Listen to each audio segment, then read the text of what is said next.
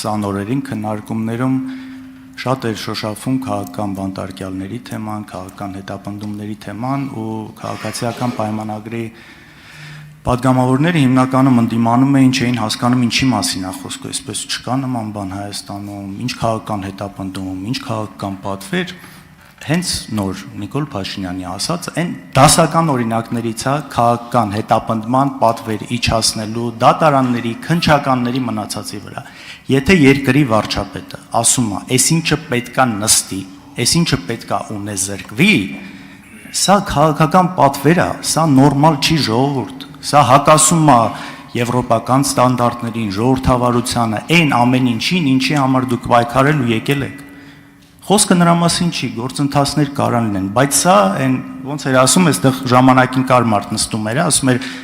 բայց պոզով պոչով է ալնում, բայց պոզով պոչով է այս պատվերը ալնում։ Ափաշկյարա օրը ցերեկով այս ամեն ինչը արվում է անընդհատ։ Մեկ էլ էս որ բողոք է հնչում դատարաններից, էլի, ես անկեղծ չեմ կարող հասկանամ, ինչից է դուք դժգոհ, ինչ ուզում եք անում են։ Մի մարդ, որ SMS-ով BDԽ կառույցի ղեկավարը հեռացնում, SMS-ով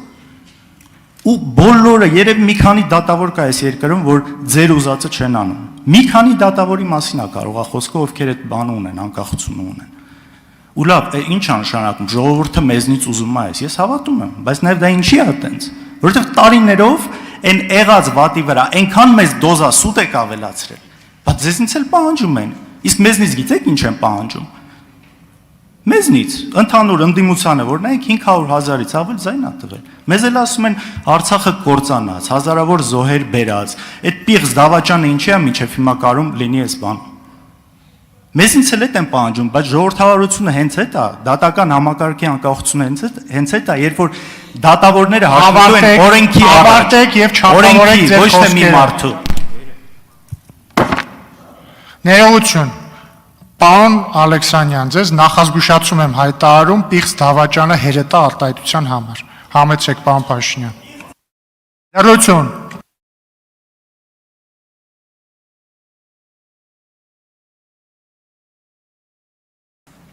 Én չգիտեի ոնց է աշխատում։ Համեցեք։ Մեկ։ Ես առաջարկում եմ, եկեք քաղաքական էմոցիան, ճաշակները, գնահատականները թողենք մի կողմ։ Լավ վերջո ես ուզում եմ հասկացեք, ասում եք ժողովրդավարություն, օրինականություն, եւ այն ինչ տերմիններ օգտագործեցիք, բոլոր տերմինները չկարողանալով մեջբերել եւ հիշատակել, հղում անելով այդ բոլոր տերմինների վրա։ Եկեք բոլոր էմոցիաները դնենք մի կողմ։ Դուք ինչ եք միլիոնատեր։ Դուք ինչի հաշվին եք միլիոնատեր։ Ձեր ընտանիքը ինչի հաշվին եք միլիոնատեր։ Գնում ես հյուսիս, ձերն է, քաղաքի հյուսիս։ Գնում ես հարավ, ձերն է։ Գնում ես արևմուտք, ձերն է։ Գնում ես արևելք, ինչի հաշվին եք դուք միլիոնա։ Լավ, ամեն ինչ դնենք մի կողմ։ Դրա բացատրությունը դուք կարաք տաք։ Դուք 10 տարի եղել եք իշխանություն, ես էլ արդեն 8 տարուց ավել վարչապետ եմ։ Ես ինչի միլիոնատեր չեմ, դուք ինչի եք միլիոնատեր։ Բացատրեք ինչի եք միլիոնատեր։ Այդ ունեցվածքը որտե է ձեզ լավ, ամեն ինչ դնենք մի կողմ, դատարաններ, ամեն ինչը, դուք ոնց եք միլիոնատեր։ Ու դուք ուզում եք ասեք, որ դուք պետք է Հայաստանի Հանրապետությունում տենց շարունակեք մնաք միլիոնատեր, ամենայն բանով Աստված բոլոր երեխեքին տա առողջություն, երկար կյանք, կրթություն, հաջողություն, բախտ, երջանկություն, հորով մորով մեծանան բոլորը։ Բայց դուք ուզում եք ասեք, որ ձեր միլիոնները պիտի ժառանգեք ձեր երեխաներին, ձեր երեխաներն էլ իրենց երեխաներին։ Ես ձեզ կներեք ուղիղ ասում եմ, որ չի լինելու այդ բանը։ Չի լինելու այդ բանը։ Հիմա ոնց ուզում եք մեկնաբանեք։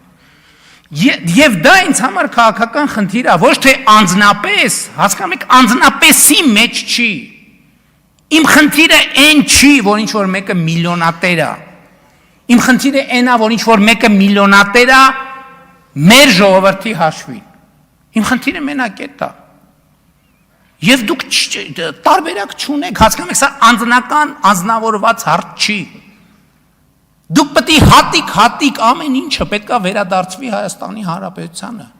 Եվ այո, դա իմ քաղաքական առաքելությունն է, պահանջն է եւ պարտավորությունն է, որ ես ստանձնել եմ ժողովրդի առաջ։ Էլի եմ ասում, անձնավորված չի։ Ոչ մի պիտակ, ոչ մի բան, մաղդիր չեմ օգտագործում։ Բայց տարբերակ չկա։ Արձագանք։ Տեսեք,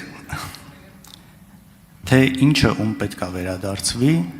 ժողովրդավարական երկրում պիտի որոշի դատարանը, ոչ թե երկրի առաջին դեմքը փաստացի։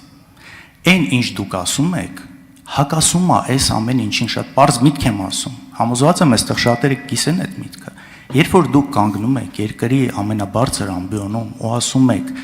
դու չես կարող ժառանգես կամ բան, ու զուգահեռ գործ կա դատարանում, սա ուղիղ ճնշում է դատարանի վրա։ Ես իմ ամեն լումայի համար այդ պատասխանը տալու եմ, կամ չեմ տալու, դա դատարանում է, բայց դուք այստեղ դրա մասին խոսալով խախտում եք ամենահիմնարար սկզբունքը, այս ամեն ինչի, ձևախեղում եք ամեն ինչ, ու նաև ձեր մոտ այդ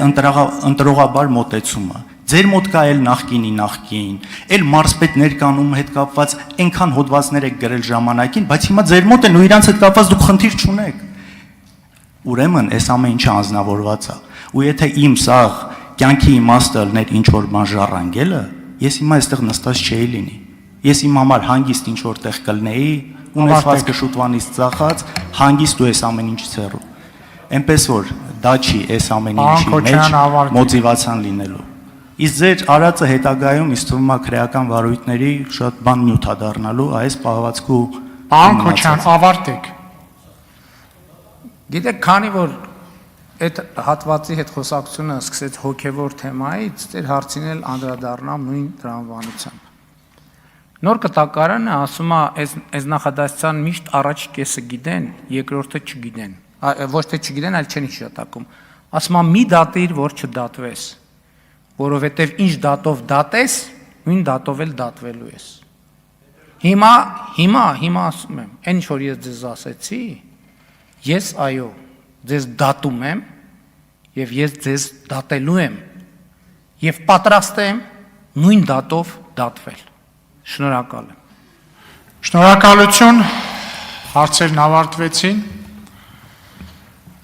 Հարգելի գործընկերներ, այժմ կարող եք նախապատրաստվել մտքերի փոխանակության համար հերթագրմանը, ուշադրություն։